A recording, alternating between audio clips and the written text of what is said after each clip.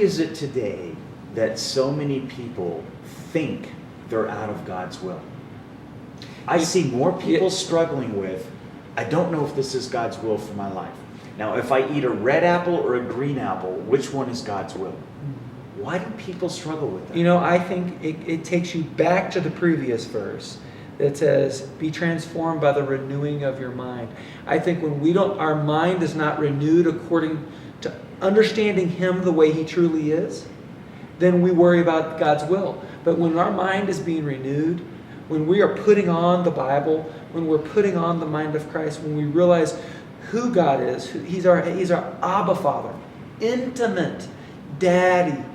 When we see Him that way, then it's easy to follow His will. But when we're living according to religion, when we're living into, you better do what God says, you better follow it, then we start getting concerned about, am I in God's will? Because if I'm not in God's will, there's punishment that's following. You better get in God's will. But when there's a flow and an understanding, God's for me. He's with me. And if I'm out of His will, if I'm out of it, He's going to test it. He's going to move me back. Right. He's my loving Father. And so I think that's a great question, because I know in my own life I've lived in that place where I've got to do it right. I've got to do what's right and avoid what's wrong. And does that sound familiar when you're trying to figure out what's right and wrong? Any bells there?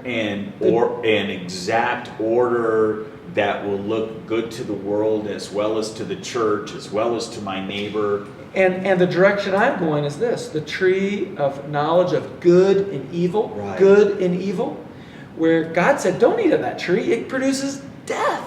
But He says, eat of life. And life is, Jesus is life. It's, God's life is, I love you, son. He's my dad. Is my dad going to let me stray? Does my dad give me a free will? Absolutely. But He's going to direct me, and He's for me. And when I understand that, when that understanding is on my head, right. When that transformation of my thinking is there, then it says you will be able. You will be able. He empowers you. You will be able to test, and you will be able to prove what God's will is. Having that mind of Christ puts you in the place to where you know what His will is. Right. His perfect will, His good will. And that being able is being sustained. It's not just, I have my faith, my first salvation experience, and I want to duplicate it. And then all of a sudden it fizzles out. Mm-hmm.